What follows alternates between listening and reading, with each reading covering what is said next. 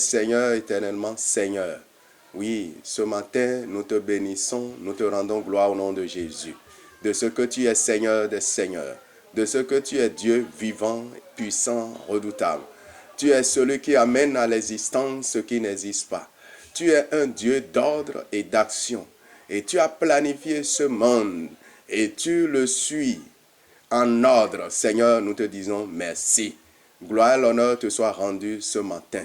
Nous profitons de cette occasion pour remettre, n'est-ce pas, tout le message dans ta main. Saint-Esprit de Dieu, prends contrôle. Agis puissamment au nom de Jésus-Christ. Que le message touche bon nombre de personnes. Que ce message donne la repentance. Que ce message transforme beaucoup de vies. Que ce message donne la vie en abondance dans la vie de tous les chrétiens. Seigneur, merci. Et que les païens soient renouvelés et soient convertis à travers ce message au nom de Jésus-Christ. L'Éternel Dieu, nous prions également pour tous les fidèles du district de Révier et pour tous les fidèles de l'église de Pentecôte en général. L'Éternel Dieu prend contrôle et agit puissamment au nom puissant de Jésus-Christ. Amen, amen. Amen. Ce matin, nous sommes très heureux d'être en train de passer un message important, un message qui touche les chrétiens en particulier et donne la repentance à tous les chrétiens et permet aux païens de se convertir. Alors, le thème de notre message ou exhortation de notre message ce matin se trouve dans Jean chapitre 15, le verset 6 à 8. Si quelqu'un ne demeure pas en moi, il est jeté dehors comme le sarment et il sèche. Puis, on ramasse les sarments, on les jette au feu et ils brûlent. Si vous demeurez en moi et que mes paroles demeurent en vous, vous demanderez ce que vous voudrez, cela vous sera accordé. Verset 8. Ce qui manifeste la gloire de mon Père, c'est que vous portiez beaucoup de fruits. Vous serez alors vraiment mes disciples. Amen. Le thème, c'est demeurer en Christ et dans sa parole.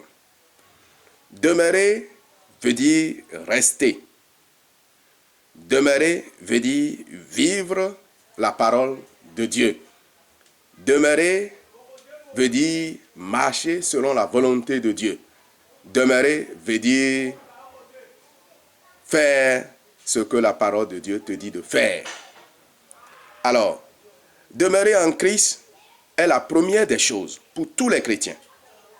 Si vous êtes chrétien, vous devez demeurer en Christ. Et demeurer en Christ nous permet de vivre la parole de Dieu. Si quelqu'un, le verset 6 dit, si quelqu'un ne demeure pas en Christ, il est jeté au dehors. Il est jeté au dehors. Donc, il est important que nous demeurons en Christ.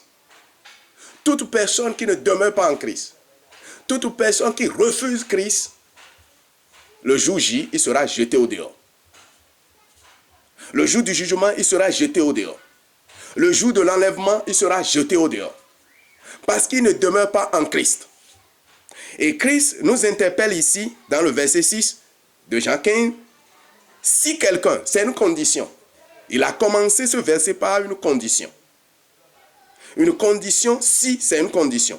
Condition de quelqu'un. Il dit quelqu'un. Si quelqu'un. Donc, cette condition permet à chacun de demeurer en Christ. Et si nous refusons que nous n'allons pas demeurer en Christ, le jour où il y aura l'enlèvement, tu seras jeté au dehors. Le jour où il y aura jugement, tu seras jeté au dehors.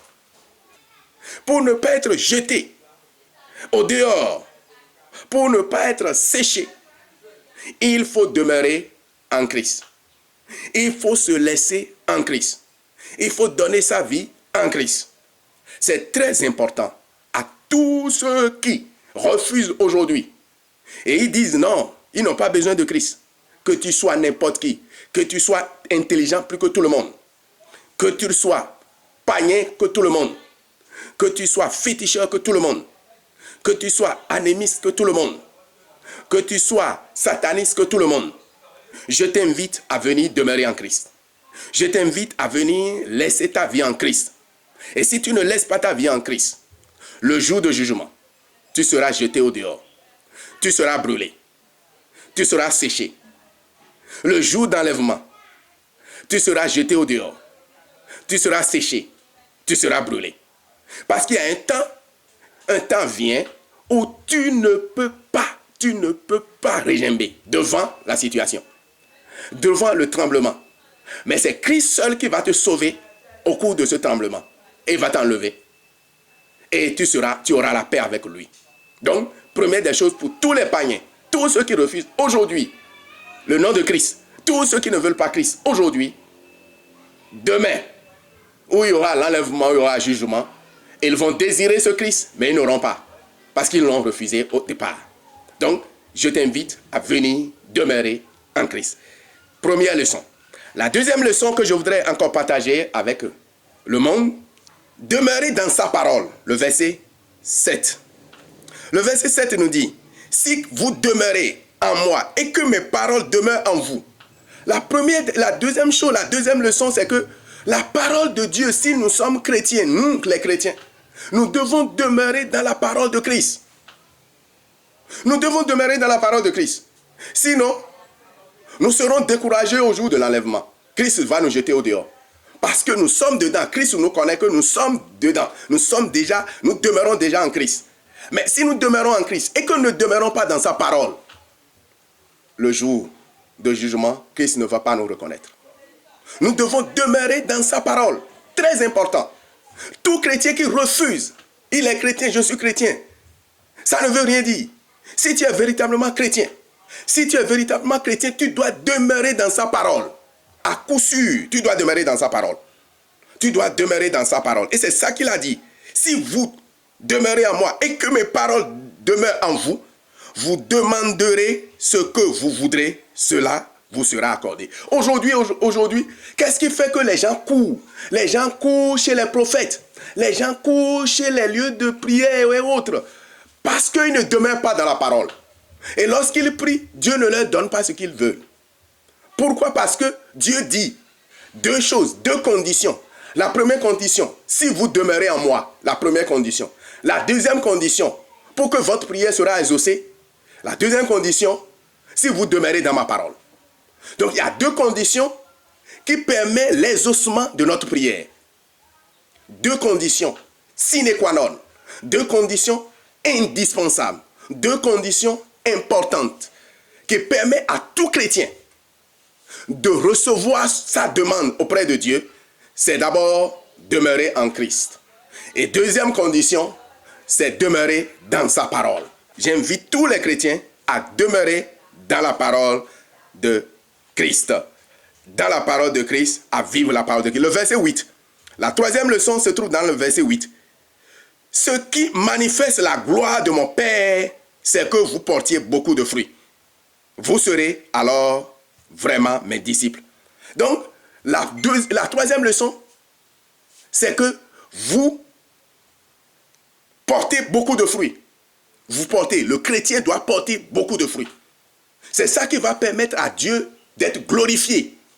D'être glorifié. Et les fruits sont au nombre de 9 qui se trouvent dans Galates 5, verset 22. Le fruit de l'amour, le fruit de la bénignité, le fruit de la bonté, le fruit de la tempérance, le fruit de la patience. Et nous devons porter ce fruit-là, etc., etc. Donc, le fruit-là, Christ nous demande de porter beaucoup de fruits.